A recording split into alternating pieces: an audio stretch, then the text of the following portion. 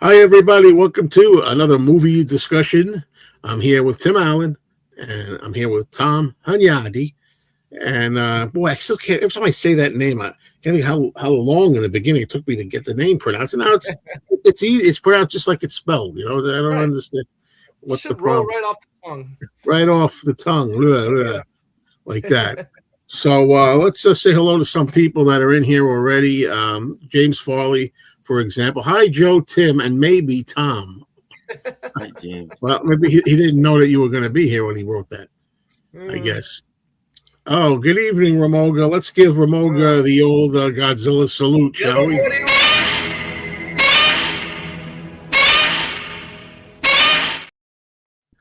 By the way, Ramoga, you have Tom to thank for that, right? Do you remember when you suggested that I should use that? Oh, yeah. You sent me the clip. Yeah. Yeah, you sent me the clip, and I said, yeah, you got to use that.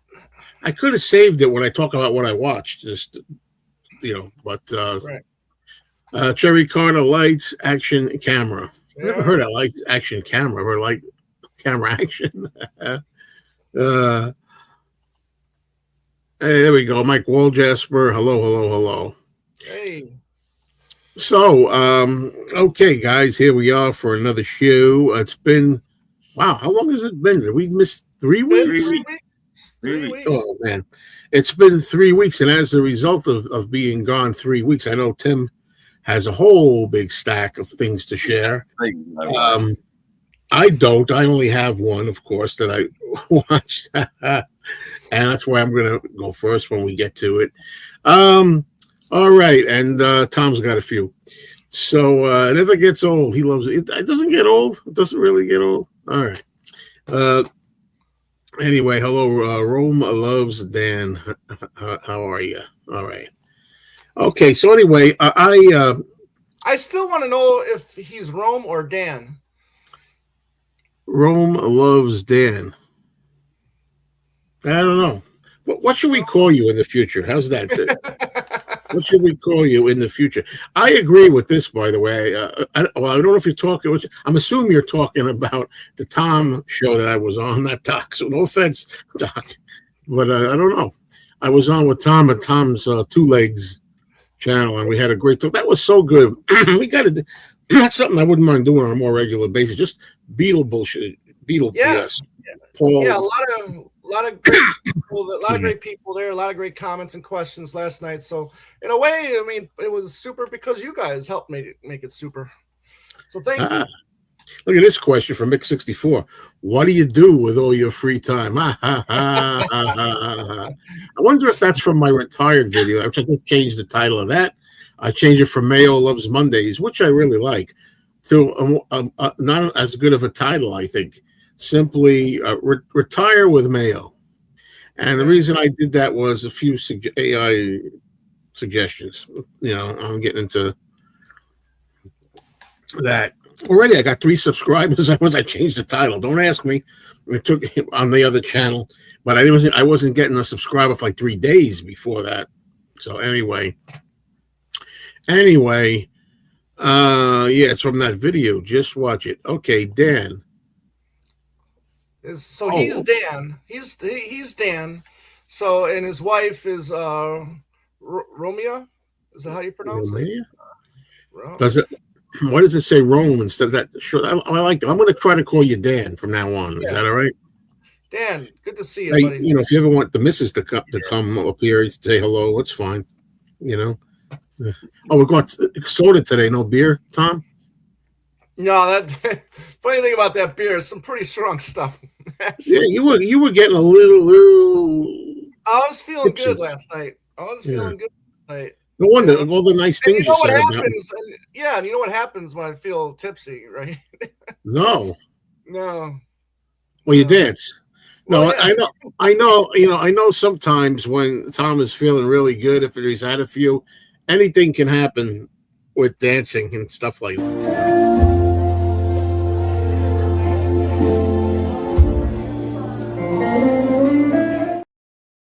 And when I go away, or when the cupboard's bare, yeah, I almost pressed end stream.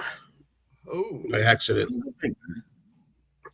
All right. Anyway, so I was in the state of Maine. I was there because of a death in the family, but I was there, and that's an excuse I'm using that way. I didn't watch much, but I don't think it's just that. So we were in Maine, and while I was in Maine, I visited some family that they're the ones that have the big TV on the wall. I think is it 75 inch or maybe 100 near 100 inch? It's pretty damn big.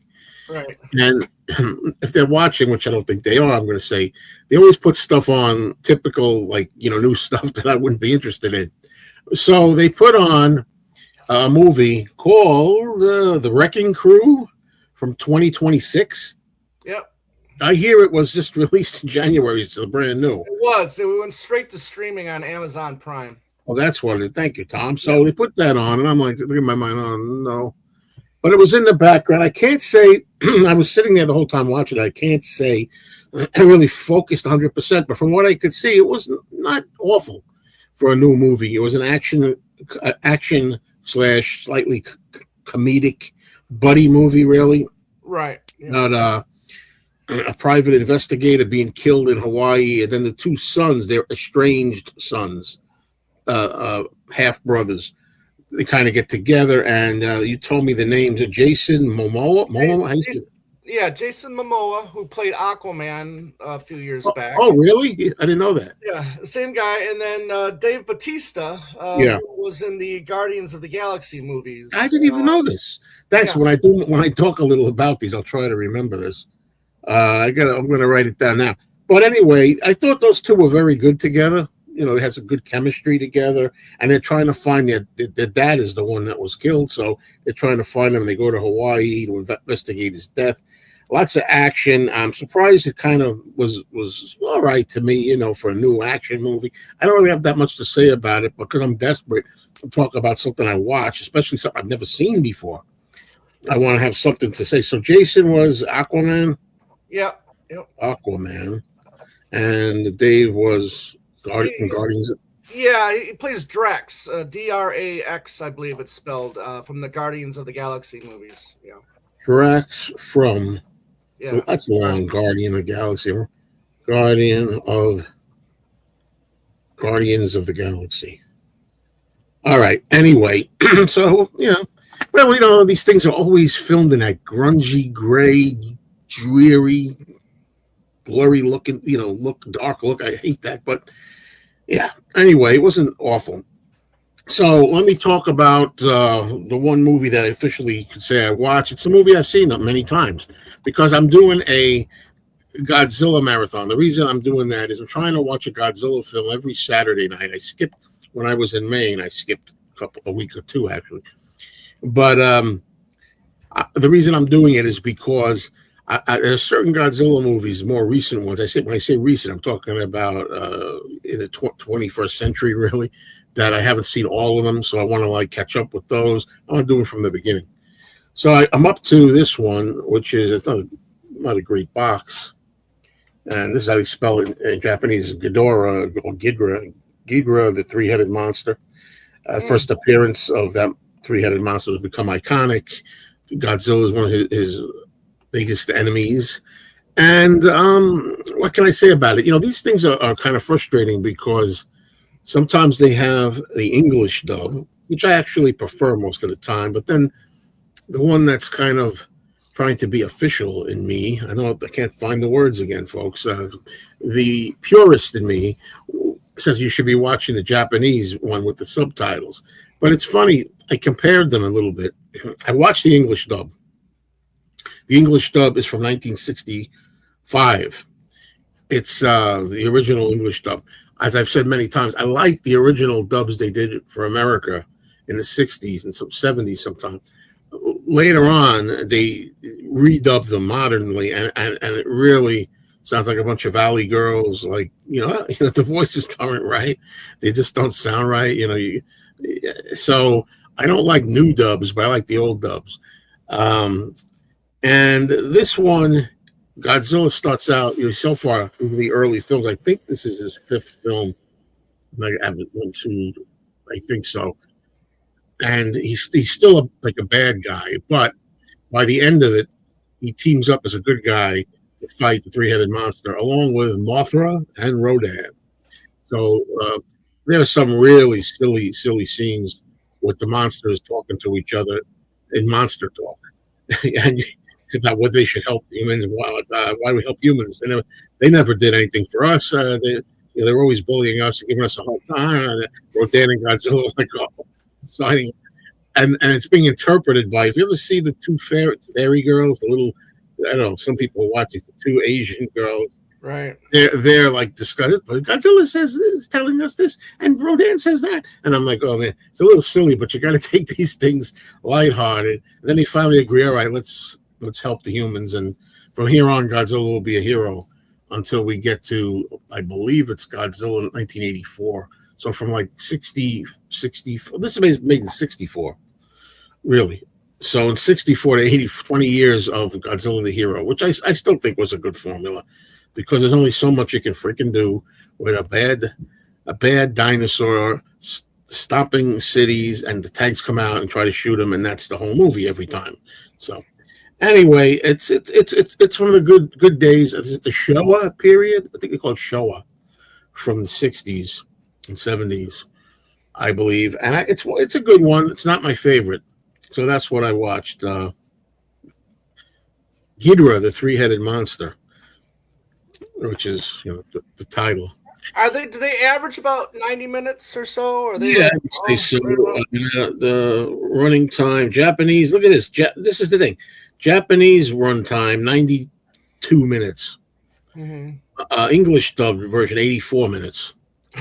So sometimes it's longer. The other one, they have scenes rearranged. But I'm glad you reminded me of this. What's interesting to me is like I watched like the first 10 minutes, and then I said, let me go over from the English to the original Japanese. And sometimes people who speak Japanese have told us that the subtitles are not always accurate. Mm-hmm. And that Japanese is sometimes tough to interpret to English or something like that. So they're a little different. Like sometimes the Americans make up their own scenarios and jokes and things from that what they weren't really saying. So I don't know. It's tough to decide because, like I say, I grew up with the American dubs, English dubs. I like to watch them that way for the nostalgia reasons. But in this case, the picture quality was a little sharper on the Japanese original. So what do? That kind of thing. You got to make a decision up. Tough decisions. So let's just catch up a little bit, if I may. Let's see. Here we go.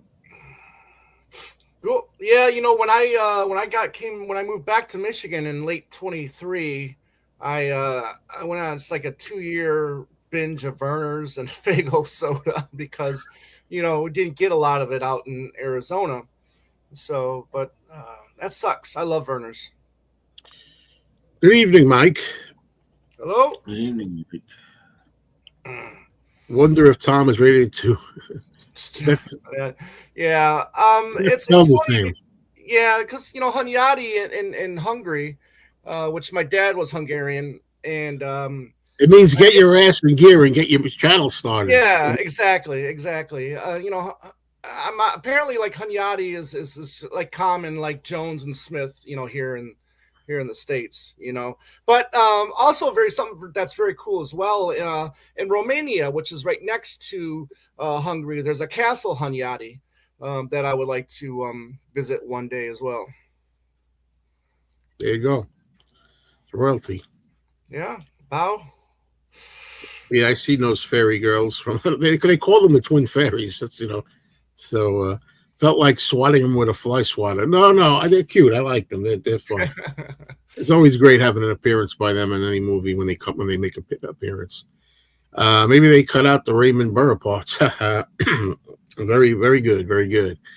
So let's talk before we get going about we talked a little bit about this last night, Tom. So let's do it here. Yeah. One of my favorite movies of all time is Westworld from 1973. Yeah. Right. And I've been saying I'm not getting 4K. I still don't want to get into 4K. I have no desire to. to go down that rabbit hole. However, if it came to the point where there was something I had to buy, the only way to get something the way I want it is 4K, then I'd have to do it. And I know you can play your Blu-rays on it too. I know that. But so there's this Arrow. Is it Arrow? Arrow put out Westworld, right? 4K. But I'm like, then I noticed, oh, wait a minute. It also has a Blu-ray with it. It's like and I think it is a new master.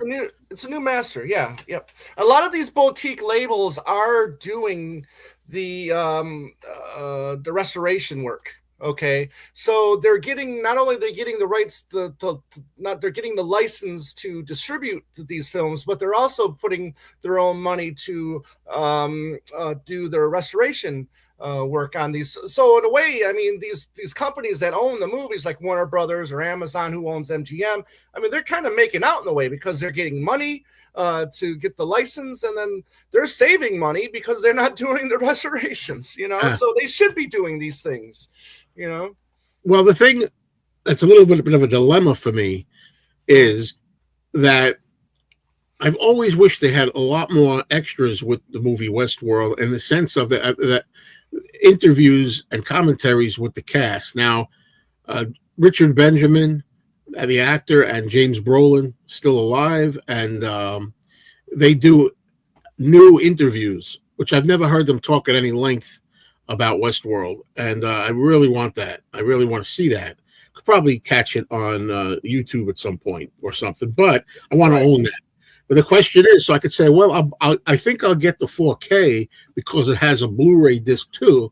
But the question is are the interviews going to be on the Blu-ray disc where I can see them, or are they going to be on the 4K disc? Right. So that's the only reason I think I'm going to get it, because I saw that it was online for cheaper. So yeah. I mean, when they're up for pre-order, they are generally like $10 cheaper. And then Barnes and Nobles too. They also do a half off Arrow thing like they do with Criterion. So you want to be on the lookout for that as well. Okay. Oh, come on. No. No. I don't give him a chance. He's just here for moral support. Thanks, Tim. Yeah. Good job, guys. I'm going to start calling him. I got a new name for him. Tim Kendall. When I start talking about the movies I saw, you're going to want me to shut up. Oh, right? Yeah. That's why. Now, the thing is, you see, this is what you would think is true, but anybody who's a real film fan, I mean, not saying you're not, Dan, but the thing is, knows that longer doesn't always mean better. Sometimes people have said, the Godzilla experts that do commentaries and everything, say actually they prefer the shorter American version because some of the scenes don't go anywhere and they bog it down. It's tighter in the Americanized one. So who knows, But that's another problem. So which one do you freaking watch, No, you walk.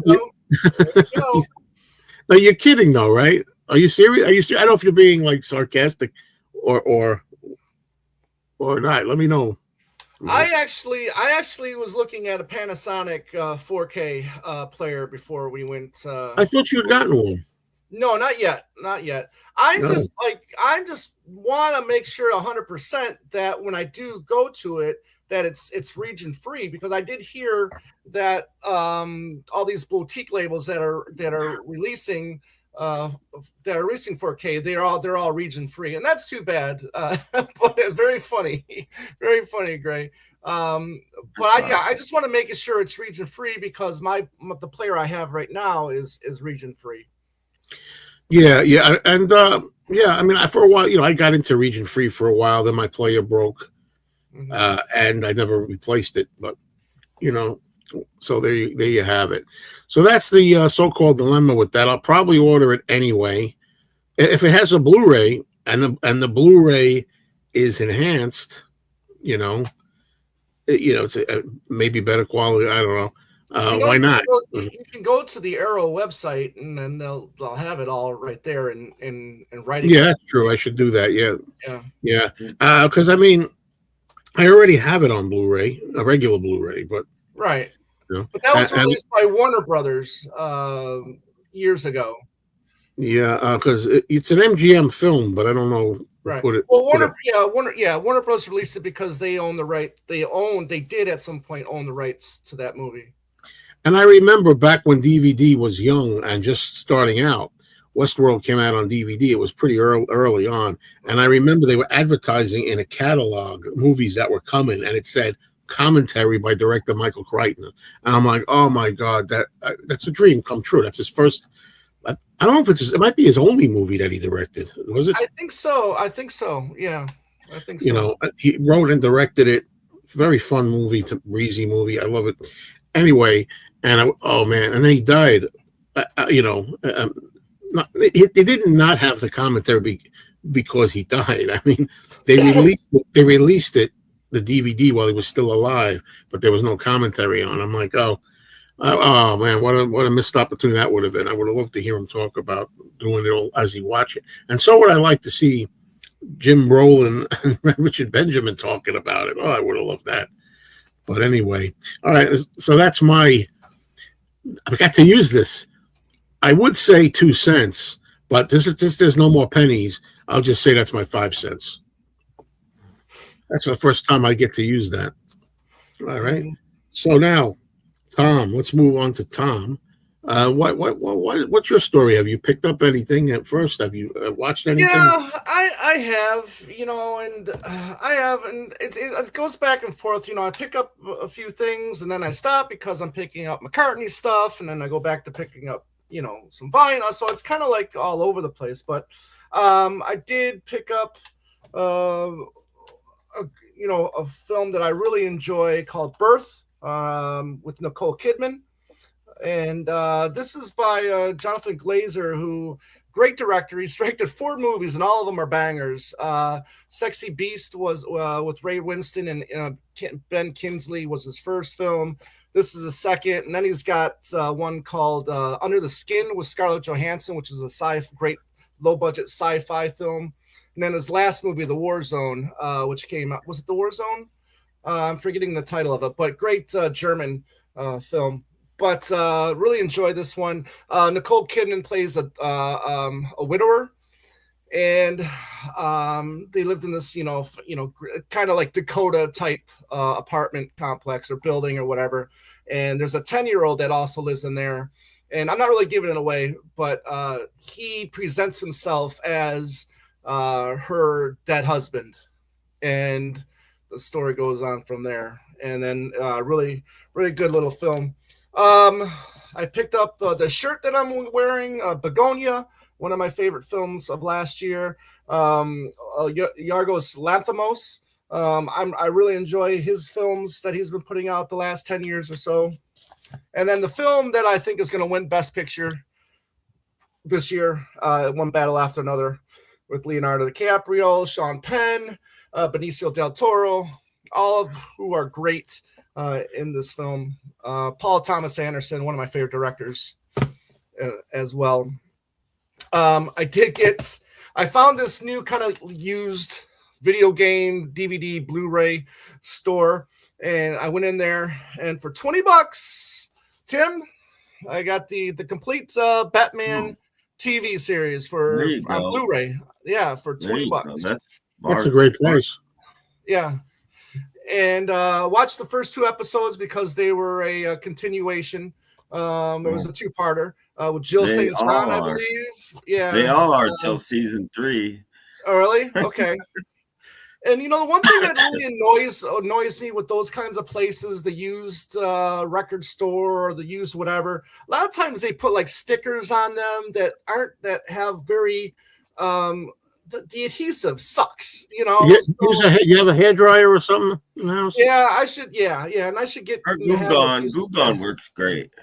Is it? Okay. Yeah. Yeah. But it looks like it's gonna stain, but it doesn't. When it dries, it's fine. And it smells good too. I have a bottle in here for at least 25, 30-year-old bottle of Goo Gone. Nice. Still got it. Look. Yeah, nice. This is 30 years old. It's still got some in it. Right. And it's not movie. I mean, it's not a Blu-ray, but it's movie related. And I got this because I had to. And that's oh yeah, the Odd Couple movie poster. it's a great poster from an underwhelming version of the Odd Couple. But you know, that's a great poster. Great poster. You know, Tom. Before you, I forgot. I was going to send you. I took. Not that it matters. You know. Most people like the TV show. But I was going to, I had a whole bunch of things where somebody asked on Facebook, what do you like better, the movie or the TV show? And it was like, oh, the TV show. There was like 99%, but, you know, some of them like the movie better. Yeah, so you know I'm going to get this frame and have it behind me, you know, whenever I'm, you know, Joe and Tim here doing these movie chats. Oh, yeah, and I got in the closet, I got freaking posters from some of my favorite films, one-sheet posters. Lobby cards, nowhere to show them, nowhere to exhibit them. You know, what am I going to do? I got to stay in here, the one room. You know. Yeah. Yep. So that's what I've picked up recently. Well, you can also talk about what you might have watched.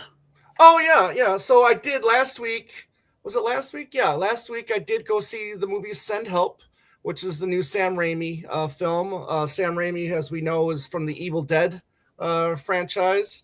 And, the first Spider. I'll give him a thumbs up for the first Spider-Man.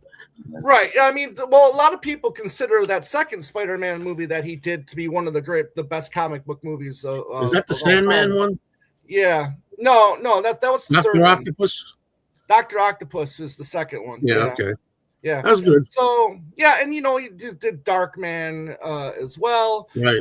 So love Sam Raimi, and this one was just a lot of fun.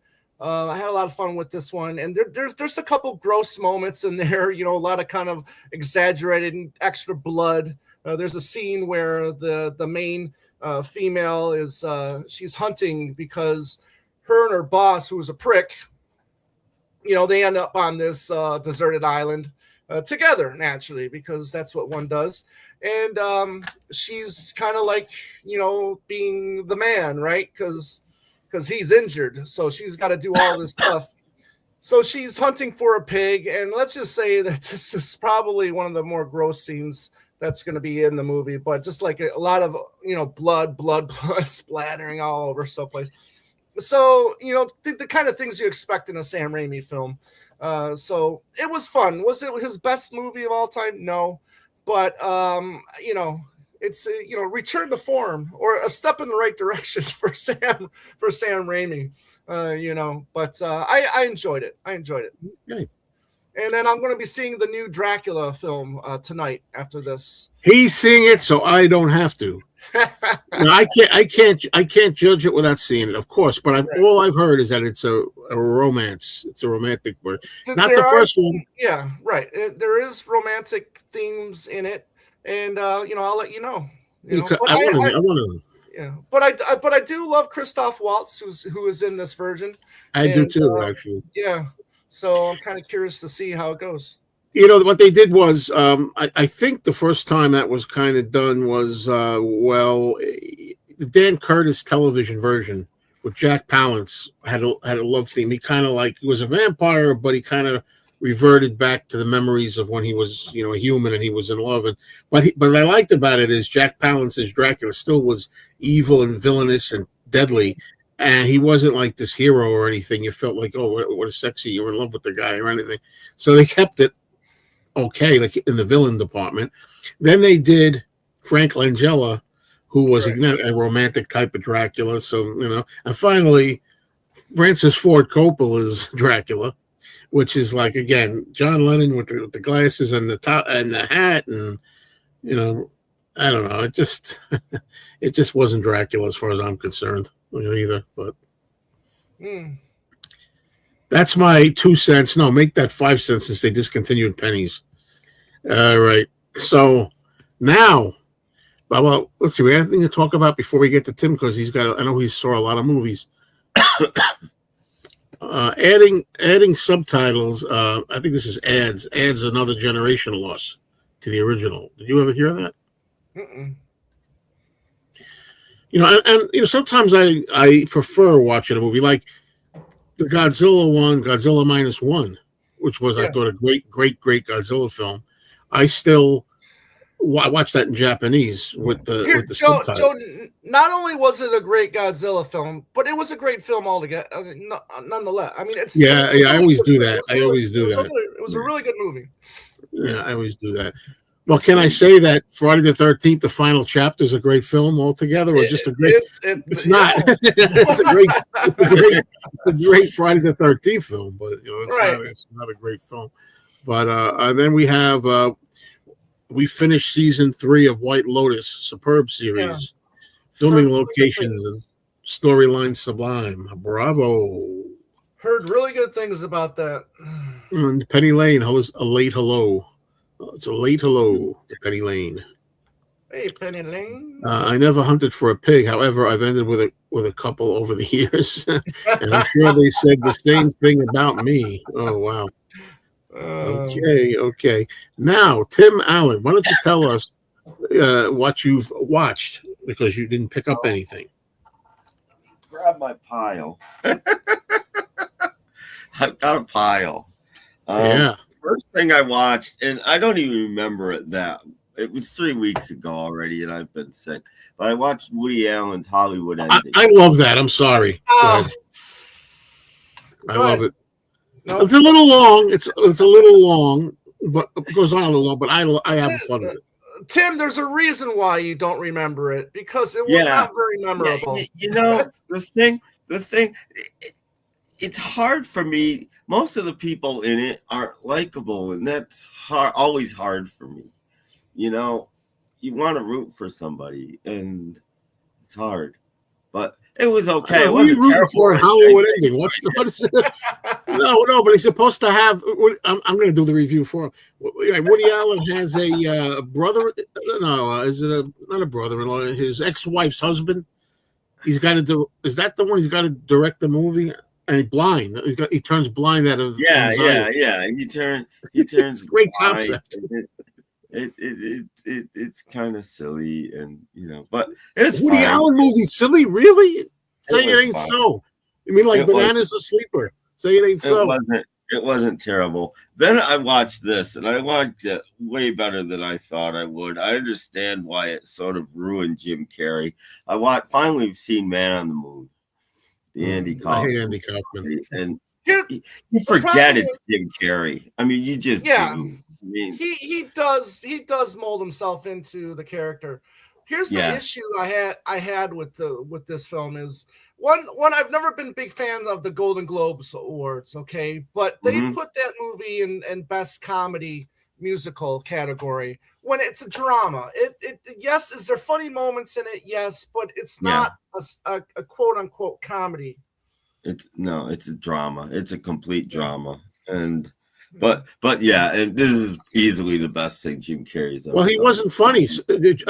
Andy Kaufman wasn't funny, so I could see it's not a comedy. But so I watched that. Great film. I'm glad I finally watched that.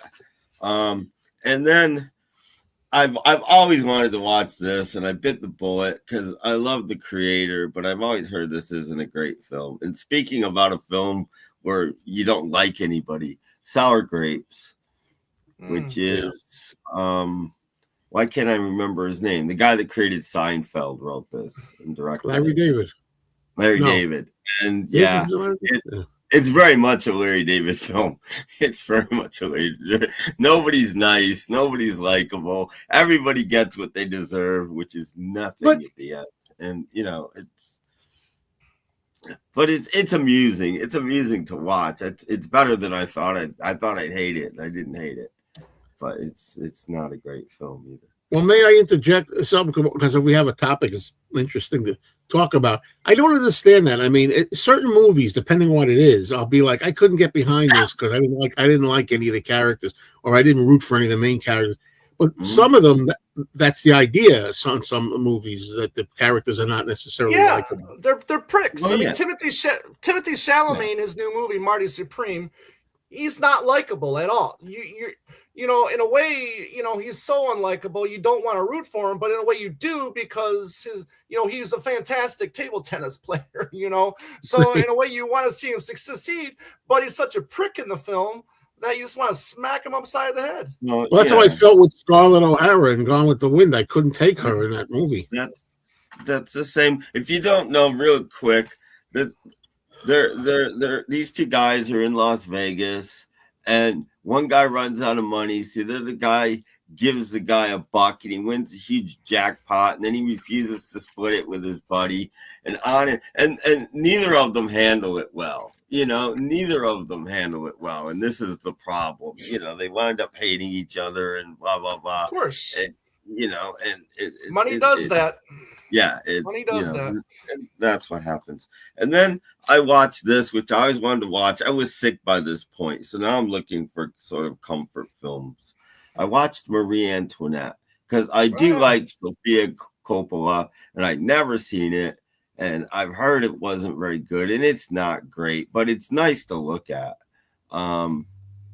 It's well shot, it's well done, and I do kind of like her. It's just over the top. But so yeah, that was good. I recommend it. It's not great. What else did I watch? Speaking of DiCaprio, I watched J. Edgar. Yeah, that one I skipped over. It just didn't look good in my opinion. It's good. He's just, you know, it's kind of an honest portrayal. I mean, this is not a nice man. No. How could you enjoy it then?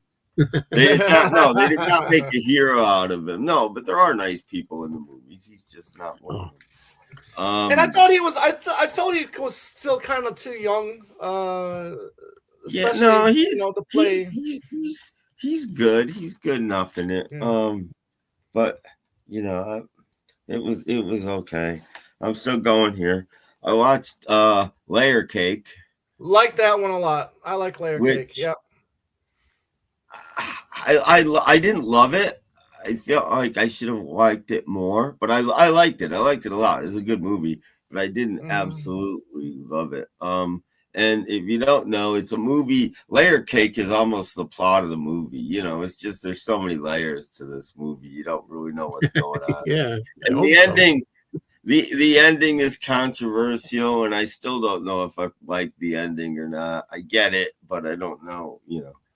So anyway, there you go. Layer Cake, still going here. Now I was sick. I watched. There's no business like show business. Which I enjoyed this. Believe it or not, I always I'm like, there's no way I can enjoy a movie with Ethel Merman in it. But you know what? This is a really good musical. It's a mad world. You like that? If you like musicals at all, this is somehow she manages to make Alexander's Ragtime Band a good number and an exciting number, and it's a song we've heard 1 billion times, but the version in this is just really good. And Marilyn Monroe is really good, and she's not the typical Marilyn. You think she is, but she's actually not. So she's really good in it too. So I actually enjoyed this a lot. Tim, let's take a break to ask, have you seen the movie Frozen from 2013? No. That's the animated film Frozen, the Disney animated movie? It can't be, because that's from way before 13. That's from like the late 90s or early 2000s. No, Frozen was right around that time. I remember we took my niece to see that. So I think it was. Well, if that's what the time, but I saw that a long time ago. If that's, it's a Disney movie. I did see it. I've never seen any of the sequels or anything. And Tim, I thought, much like Who Framed Roger Rabbit, which I'm not a big fan of either, I liked the short at the beginning better than I liked the movie. Much like the same thing with Who Framed Roger Rabbit. I thought the short was better than the film. Tim, did you ever see It's a Mad World? Yes. So then you have watched at least one Ethel Merman movie before. Yeah, but she's not the star. She's great in there. She's so annoying. But she's the star of it, and she's good. I was surprised at how good she was and how much I liked her. And then I watched Steve McQueen, Dustin Hoffman. That's a good movie.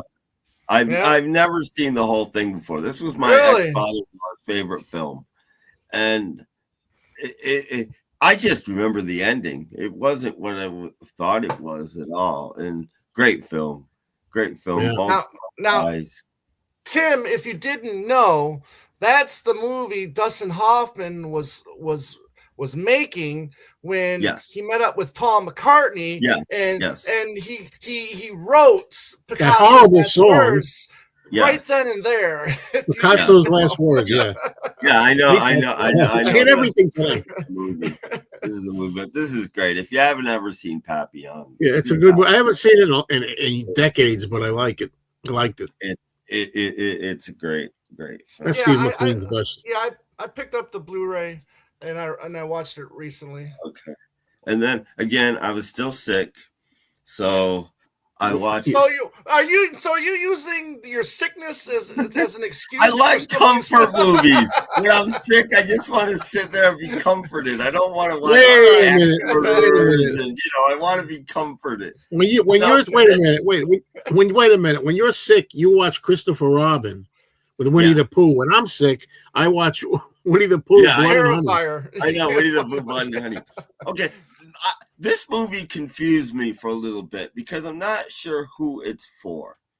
Okay, because this is a grown-up Christopher Robin, and he hooks back up with Pooh and the whole gang and blah blah blah, right? But the problem is if this is a kids movie, it's very much understand why the father was so, and a little kid would hate him. In this whole movie, a little kid would hate him, and this is what I didn't understand about the movie. Is that Ewan McGregor? Yeah, Ewan McGregor, and it is really good. It's done really well. The Pooh and everybody are like worn out stuffed animals. That's what they're made like. So it's done really well. I like the film, but I'm just not sure who it's for. I can't see many adults liking it, and kids, like I said, would hate Christopher Robin. They would hate him. Till the very end of the movie, they would absolutely hate him. That could be the movie. That could be the movie that inspired Winnie the Pooh, Blood and Honey. Yeah, I don't know. but it was good. If you have nostalgia from Winnie the Pooh, and this was pretty good. I did enjoy it. I'm just not sure who it's for. And then getting back to comfort films, Jerome Weaselberry just reviewed this again. Oh yeah, I watch her sometimes. I think it was her. Somebody did, and I hadn't seen it in a long time, so I watched The Ghost and Mrs. Oh, my girlfriend loves that movie. God, this is a great movie. It's not bad. It's not a bad little movie. It was all right. I've seen it. It's all right. It's a nice.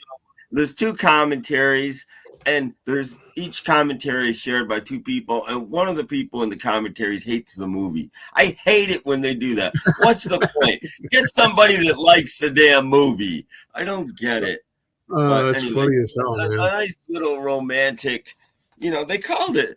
Some people call it a romantic comedy. It's not funny. This isn't a comedy. It's I don't remember it being funny too much. It's a nice little movie. Okay, and then I watched a bunch of things I watched The Red Shoes. Yeah. Paul Pressburger. One of the most beautifully shot movies ever. Martin Scorsese calls it Scorsese loves it, calls it one of the greatest movies ever made. Yeah. So I don't have a lot to say about it. It's not like the plot that makes it interesting, right? It's just the way it's shot. Is it the Criterion version? The whole thing. Did you watch the Criterion disc? I got it off of YouTube. I just watched it. Okay, gotcha. But it was the Criterion version on YouTube. Yes. Yeah. So it looked pretty good for a DVD that I made. It looked really good. Then I watched Planet of the Vampires, which that's not too good. I don't remember it. No, it was. I enjoyed it. Very well. I haven't seen it. A long time ago. It's good. I don't remember it. Yeah. Very colorful. Very 60s. Very campy. And then I rewatched. Did you The say 60s and campy? Yeah. I rewatched The Commitment, which is one of my favorite Irish films. Again, it's a comfort movie to me, and I watched it with the commentary and all the special features and all of that. Nice. If you don't know, it's about a bunch of people when Ireland was really bad in the 80s, and Irish people decided to form a soul band, which is very, very interesting. Brother, R&B type review kind of thing, and it's very interesting, and it works. The music's actually really good in it. And then I watched a movie called The Breaking Point, which had Gene Tierney in it. It's a film noir kind of thing. And then I don't know if this ever happens to you guys. Then I pulled another random movie out called Whirlpool, and that had Gene Tierney in it too. Does this ever happen to you guys? Yeah. Like you watch two movies in a row and you have no idea that they're starring the same person? This happened before. Both fairly good noirs. I'm almost done here. I told you it'd take a while. We have to have something to talk. We have to have something to talk about. A British movie called Bad Blonde, another film noir, and this woman is a boxing movie, and this woman is a bad blonde. She's pretty hot though, but she's not a good person.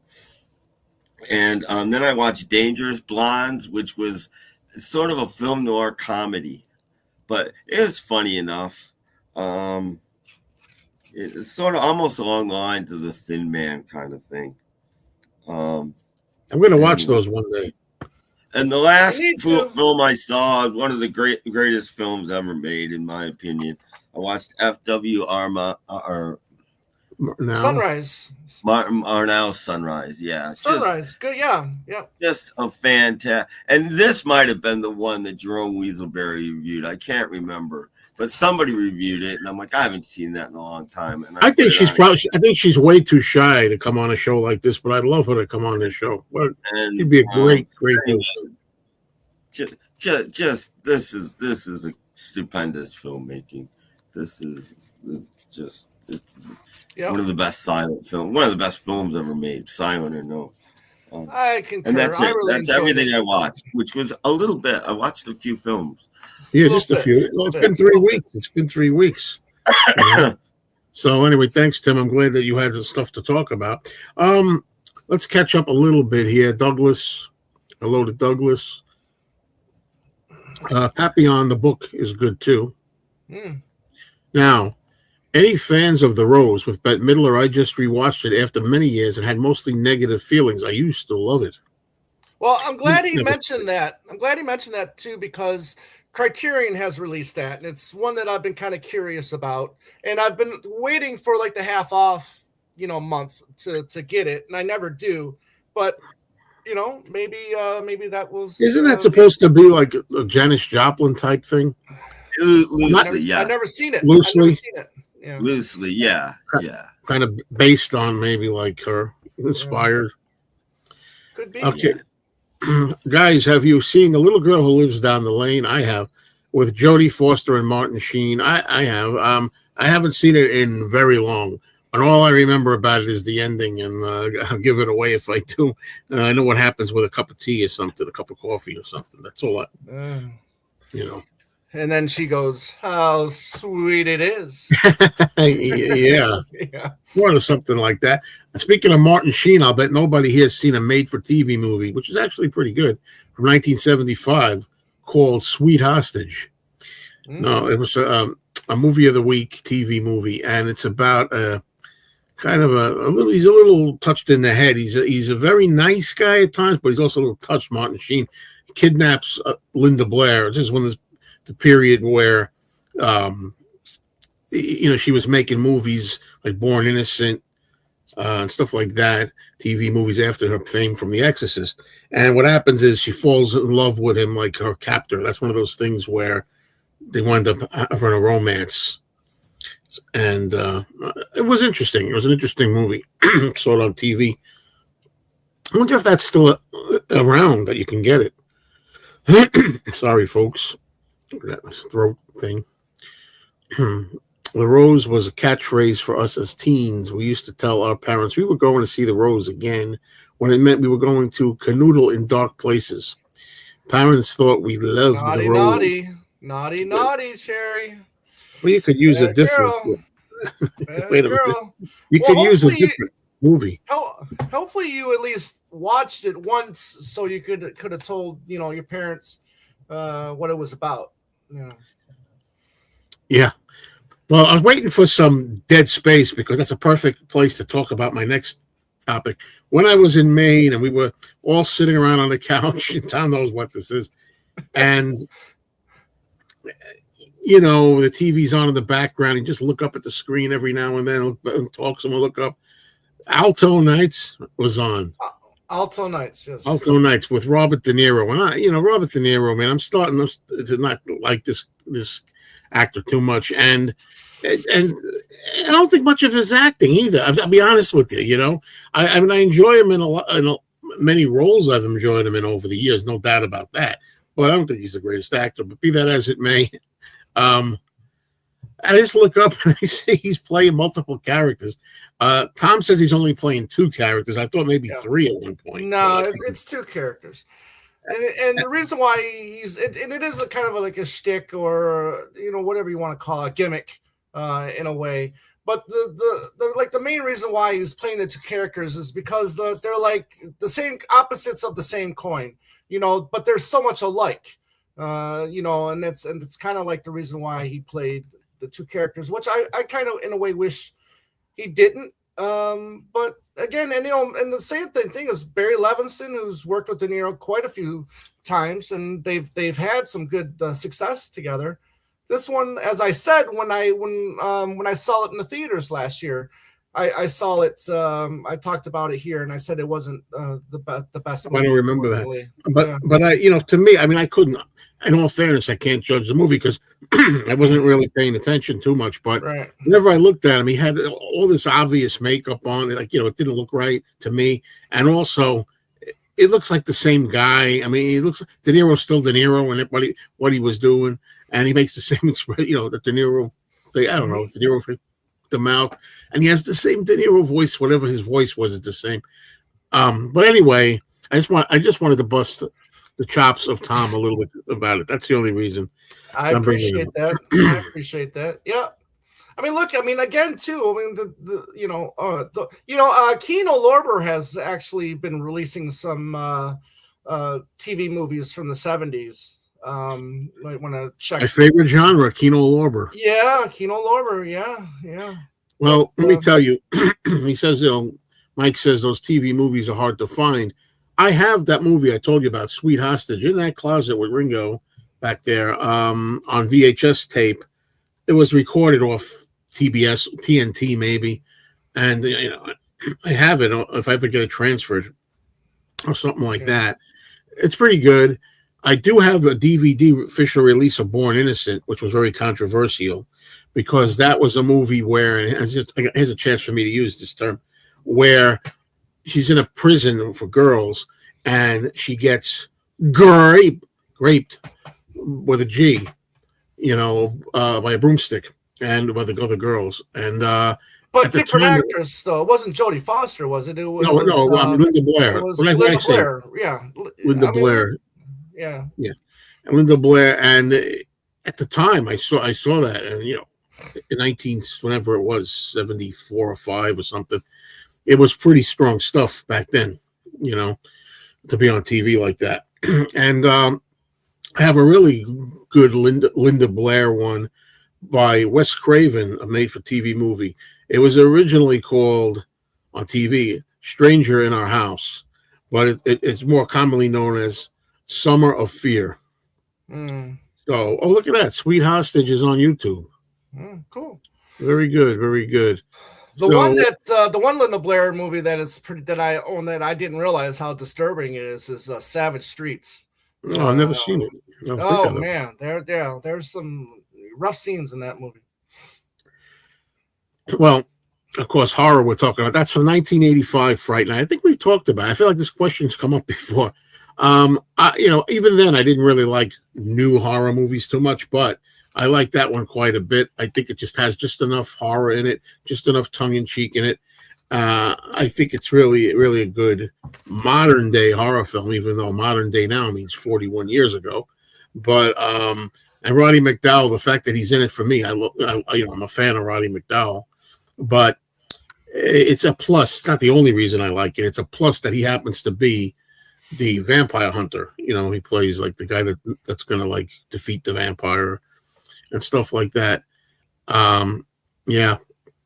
So I think it's good. I forget the name of the actor who plays the vampire, and it's good. Somebody might remind me. I thought he's very good in there. Because he's modern 80s kind of feel. And I hate when they do that, but if they do it right, they can bring it up to date. A modern date. A modern vampire. It's not too corny or stupid. Oh, I'll take Blazing Saddles over Young Frankenstein personally. Yeah, and I do really love Young Frankenstein, but Blazing Saddles is take that. Yeah, every day of the week and twice on Sunday. Not I'm Tim, Young huh? Frankenstein. Sorry, I'm Young Frankenstein. Don't apologize. Well, there's better knockers and there's better knockers too in Blazing Saddles. Oh my goodness. Yeah. So I think we're up to date. Well, I'm kidding.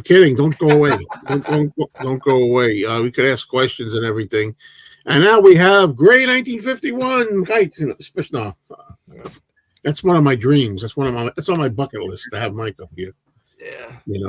I don't know why. I don't know why I don't love Young Frankenstein. I mean, I don't know why. I mean, I like the old horror movies. I appreciate the send up of it, but I don't know. I could watch Blazing Saddles more. I could watch Spaceballs more too, actually, these days. And yeah, you.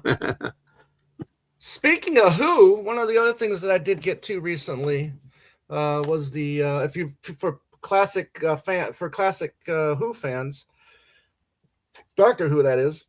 I thought that was Roger Daltrey. Yeah, no, right. This was the second season of Tom Baker's Doctor Who. Now, Tom did the most seasons of anybody who played Doctor Who. He did 7 seasons, and 6 of them are out. This is the 6th one that's been released. So, one more to go, and I'm going to watch the whole series. But he's just my favorite Doctor, Tom Baker. Good stuff. Yeah. So charismatic and lovable. So at my independent theater, they're going to show Clockwork Orange. I've never seen it in the theater. I don't know if I'm going to go though. Imagine having the opportunity and not go. What else they're showing in there, which I think we do have the chance to go, is to see the first Superman.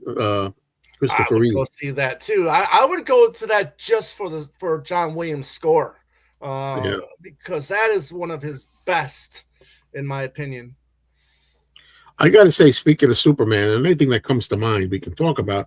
I have the whole series of The Adventures of Superman from the 50s. Okay, now every time I say I'm going to watch these, I get to the first season, black and white. It's pretty good. Second season, black and white, and I sometimes don't finish it. I never got to the color ones. When I was a kid, I saw the color ones on TV. I don't religiously remember them, but I watched them. But they've been showing up on MeTV on Sundays at like midnight or something like that. And man, the color ones are on.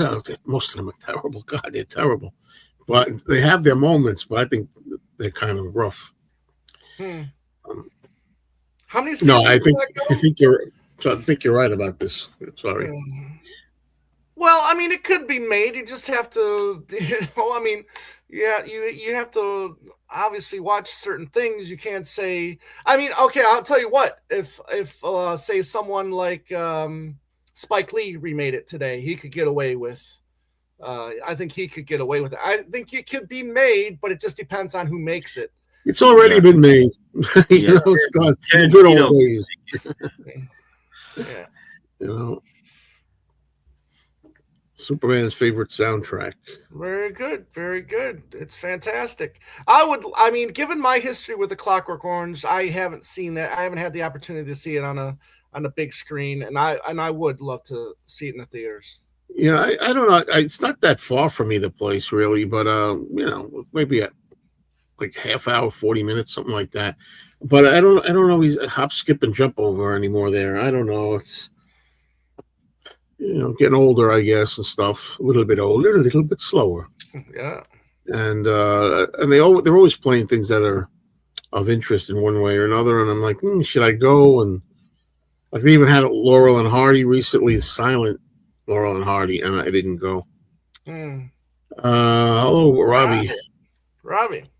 But the theater, as I always say, is called another theater that I want to go to, as I always say, is called The Gap, and that's a 3-hour drive. I've never been there, and I'm waiting for them to have just the right film. They almost had the right one, a double feature of War of the Gargantuas, which is another giant monster, fantastic giant monster movie for those who like those cheesy old Toho Japanese movies, and I think Godzilla's Revenge. I saw that as a double feature when I was a child in the theater, actually. And I almost was going to go for that. But what it requires, you got to go drive there 3 hours. It's not the end of the world, 3 hours. But the problem is having to stay overnight, depending on what they're showing. They just had like James Bond double feature with Sean Connery. I've never seen a Sean Connery Bond movie in the theater. I'm telling you, I'd be there at least once a week if I lived close by there.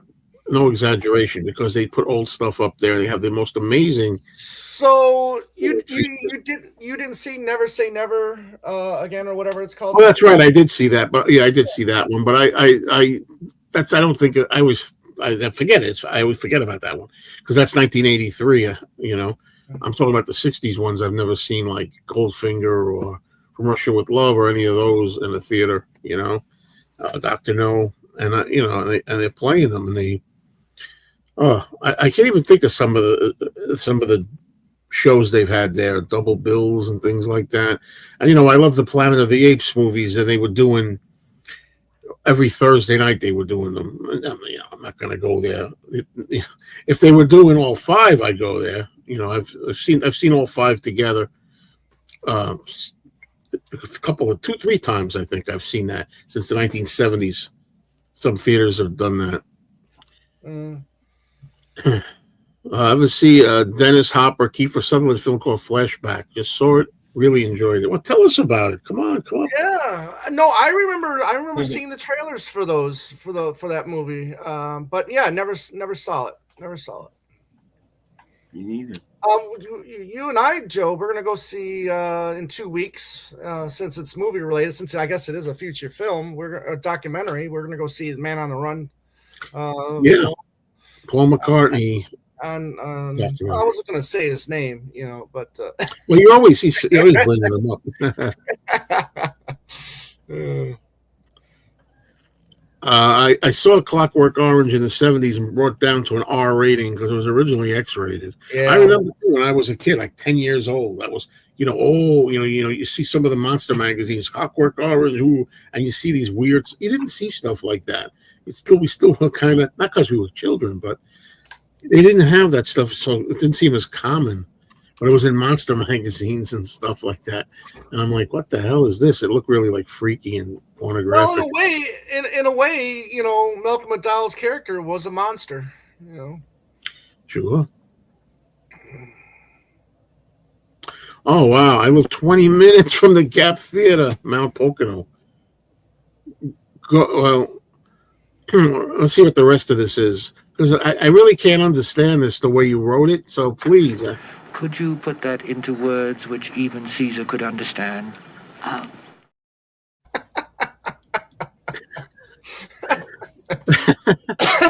telling you, man. Oh, you don't know, Richard. You don't know how much. I mean, Tom, I can't look it up sometime just for kicks. Look up the Gap and see. Look at the movies they're showing. It's just unbelievable. I sometimes I can't help being naive and thinking. I don't know if naive is the right word. Cynical, thinking nobody's going to go to some of these because they have things like I'd like to see. Like they had like 1950s really schlocky monster movies that nobody double feature that nobody's. I can't remember. Like She Demons is one of them. Like this really schlocky, like grade Z Ed Wood type of thing. and something else. Monster of Piedras Blancas. I think that was it. Monster of Piedras Blancas and She Demons. You know, these two 1950s movies I saw on TV. You never see those in a theater. But these guys are fans, and 99% of the time they have the films 35 millimeter. It's not this, you know, Blu-ray or something. Okay, I live 20 minutes, although I've never been. I wonder if I've seen it. I might have. I don't remember. Yes, I might have seen that. Yeah, that's the one where she gets raped, and she takes all the try. It's and it is a little. That movie is kind of disturbing as well. But it's not. I mean, that's the movie she won. She won her first Best Actress Oscar for that. I saw that when it came out. You know what movie I'd like to revisit that I haven't seen since it was in the theater, because I'd like to see it for Richard Dreyfuss. The movie Nuts with Barbara Streisand in it. Streisand, excuse me. People get after me if I say a Z sound. Zand. Yeah. I used to think you're crazy, but now I can clearly see your nuts. Is that a line from that? No. Oh no, I just got it. I just got it. Okay. This guy saves all his stuff like this. He saves from my shows. He doesn't do it on his shows. Hello, Rocco. By the way, Tom, when are you going to see The Honeymooners? You know, when you listen to that Frank Sinatra box set that you have, you know, when you go into that box of movies behind you and start watching those, okay, that's when. Yeah, I mean, it's really great that these places are showing older movies. I mean, it's what I like, man. I'm waiting for the Omega Man and Soylent Green together, or Omega Man and Westworld, or Soylent Green and Westworld. You want to talk about someone's head exploding? Joe might not make it there because his head will explode if they ever do a double bill. I'll never forget, because I saw it. I saw it as a child. I saw it, Soylent Green and Westworld together, MGM double feature. But I like, the idea of Westworld and Omega Man together, whatever the reason. They're both MGM also. But anyway, and I always tell the story where, I had this friend in I think the 90s it was, that he said to me, "You're never going to believe what we missed in New York, in Manhattan." They had Omega Man and Westworld, which is not, that wasn't, they never played, that was not a bill from the 70s. That's something they put together. I'm like, I was 9 years old last time I saw Omega Man on a big screen. Come on, man. Beatles always wind up coming, and that's, I never gave that a thought today. Seriously, didn't even think of it. I remember, on the 7th was the day that every time I hear February 7th, I always remember that's when the Beatles, arrived in America.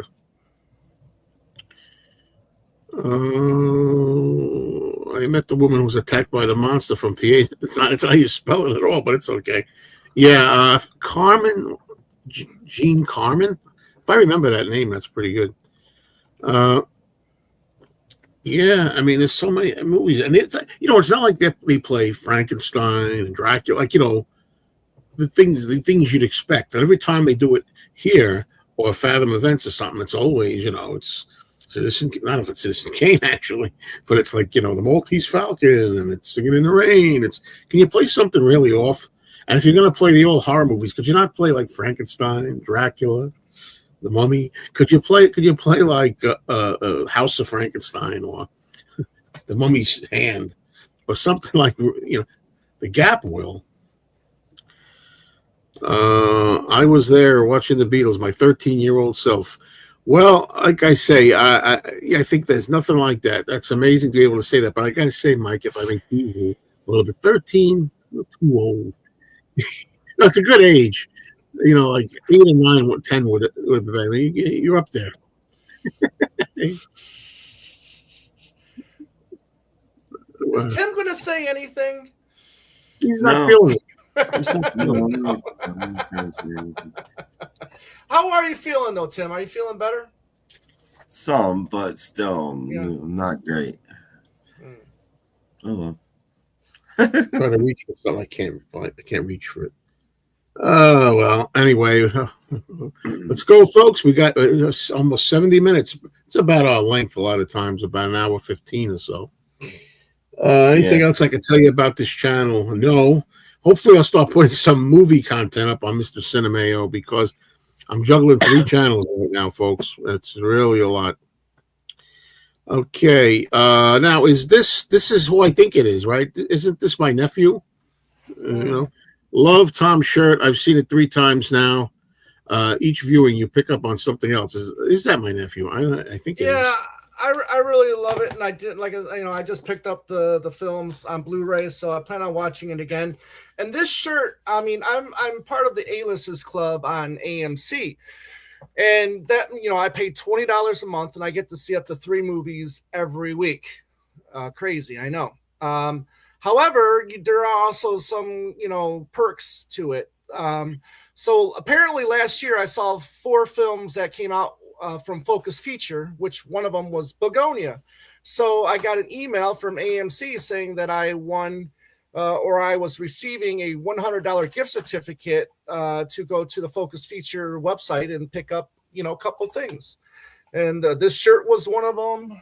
I picked up a Focus Feature, T-shirt because I need more T-shirts in my life. I don't have enough T-shirts, and I also picked up a pair of Nosferatu socks as well. I can't wait to. You're kidding. So yeah, it's pretty cool. And Clemens was snubbed, but you know what? Again, you got 5 picks. And ask yourself, do you think he really had a chance to win? And if you think he really had a chance to win, then he was snubbed. But I tell you, I like the 5 picks for Best Actor. He was good, don't get me wrong, but I think the other 5 had a better chance to win than Clemens. I love him. Good stuff. Yeah, $3 for socks, yeah. $3 for socks. I mean, here I'm thinking, oh, great, another line from the Honeymooners. Yeah, that's not, though. Yeah. I don't think it is. I don't think it's from anything. I'm looking for my clips to see what I can use. I'll do a debut. Well, it's not a debut. Doc debuted it, but it doesn't really fit. Yesterday, all your troubles seem so far away. Now it looks like they're here to stay. Oh, I believe in yesterday. I've been a little tired. He did do it. That's awesome. He did it the same morning, right? Peter did that. That's a little long. I'm getting a little worried about. Again, it's 15 seconds. It's like I don't know, man. Yeah. Okay. So $3 socks was from The Odd Couple. I think I saw. It's not a rumor. It's not a rumor. It's been announced. No, really? Yeah. There was somebody showed on a really nice box set. It was another country. I don't know what country. Forget what it was, but I don't think it was the whole bloody affair. I think the one I saw had all kinds of stuff in it. Big box, giant box. I thought it was just a regular 2 movies, but maybe I'm wrong.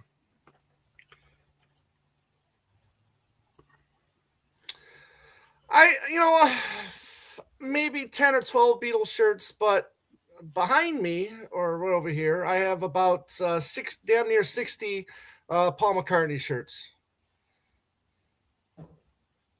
I don't know. Yeah, that was really great scene. I should have made a video on that. I meant to. I really loved seeing the whole bloody affair. Although I really was surprised I could do without the extended anime scene. That's the only thing. But that's a minor quibble.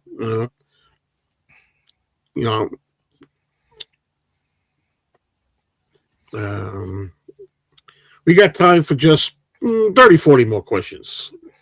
I'll tell you, it ain't easy. I should have a Rodney Dangerfield clip too. I gotta think of something I gotta think of something perfect that he would say that I could use. The 20, 30, or 30, 40 more questions. That would be the clip too. Well, I don't know if he says that. He says that on the record. I can put the audio of it. Well, he says it on the. He says I think he says it on the record. Like he doesn't say it on video anyway. Right. Maybe there's somewhere where he did it. I regret that I never saw Rodney. I mean, I really liked him. And I remember one time I tried to get a bunch of friends together to go to see him, and just sometimes you get nobody would commit and everything. Back in those days, I was the one. I would make the plans, and it would be like, let's all go. We'll get on the train. We'll take it into the city, and we'll see him. And what do you say? And nobody committed. So is his Dangerfield still open? I wonder. I don't know. I don't know. Can you get the Persuaders? I'm not even familiar with the Persuaders, really. I have it. I have it on DVD. Yeah. It's a like 1970-71 TV series with Kirk Douglas and what's his name? The second Bond. Roger Moore. Roger Moore. And wait a minute. It looks to me like this was an Odd Couple. $3 for socks. Is that an Odd Couple? I don't remember that one. Yeah. That's what. I mentioned that. Yeah. One of my favorite ones, right? I remember what it goes. My insurance was canceled. Your insurance was canceled, and something like that. He said, John, what can I tell you? I was cutting down on my insurance. A man who spends $62 a month on potato chips cuts down on his insurance. I think it was $68 a month.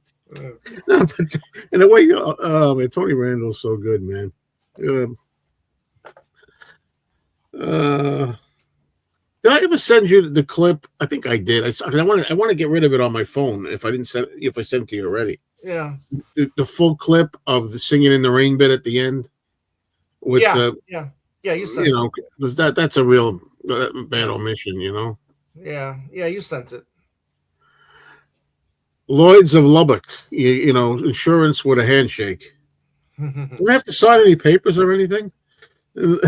We trust you at Lloyd's with a handshake. Oh, man. How about when Felix he has problems with his back or his neck, and like that old guy comes over, he starts touching him. He goes, "Can you feel the power within me?" And he goes, "No." And then he goes, "Well, I'll give you my best shot. Good night." And he walks away. He goes, wait a minute. He goes, "Man couldn't heal chapped lips." Man. The Persuaders, Tony Curtis and Roger Moore. Curtis. It was an experiment. It was a UK US co-production, and it was shown in both countries, which was a rarity at that point in time, that the same show was shown in England and America. Nobody talks like that.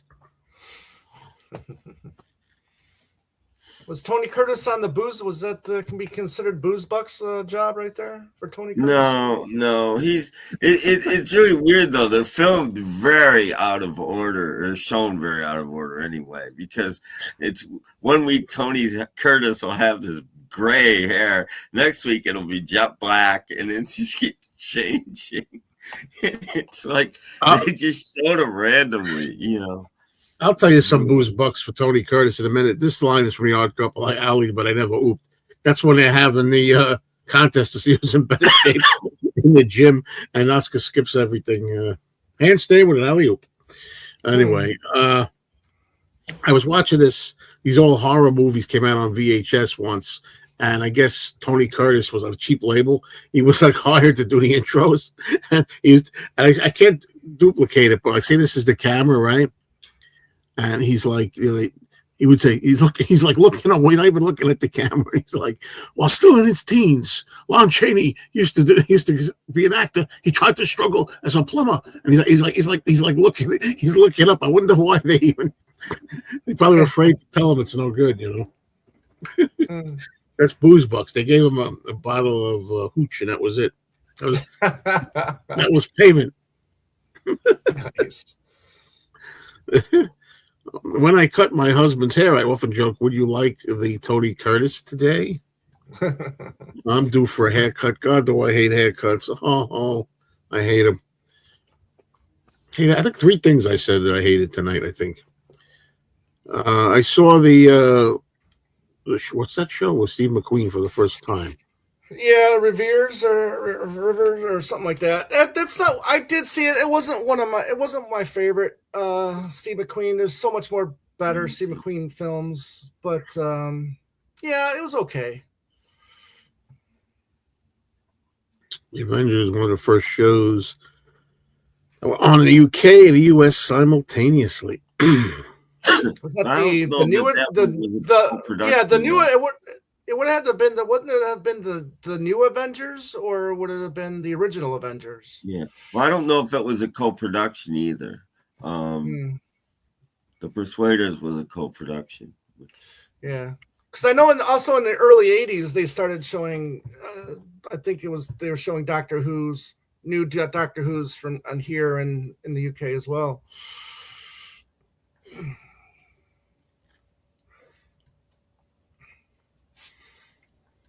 I think that was on PBS though. Wow.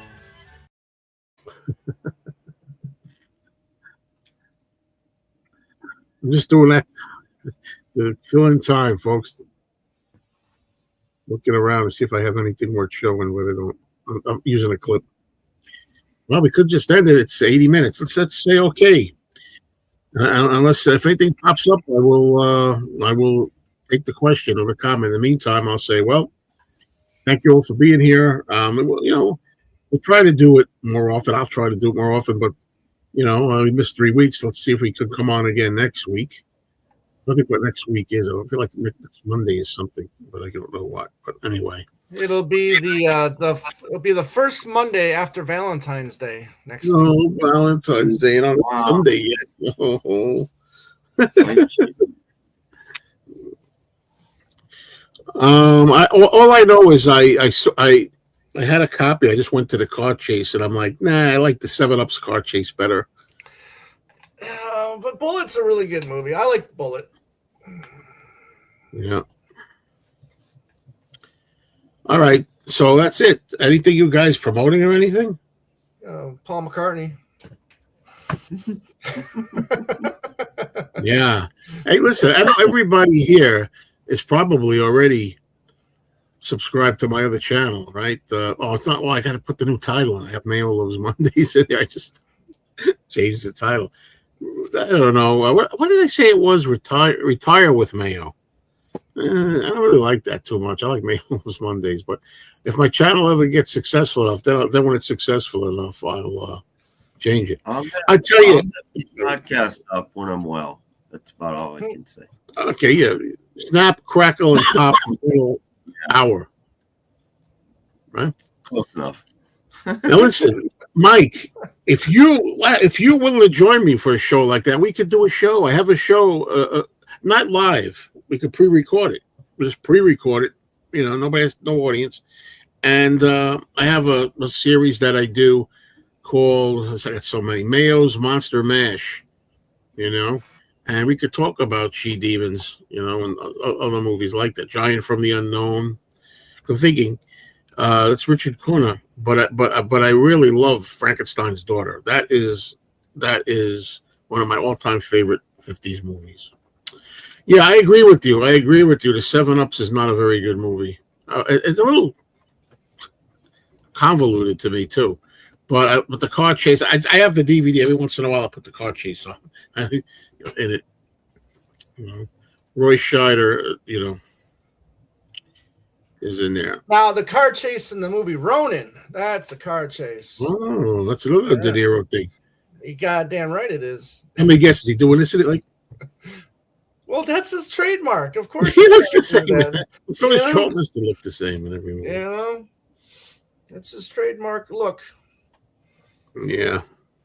Well, anyway, I'm signing off. So thank you, guys. Thank you, everybody. See you next time. Thank you, Tim. Thank you, Tom. And we'll do it again real soon.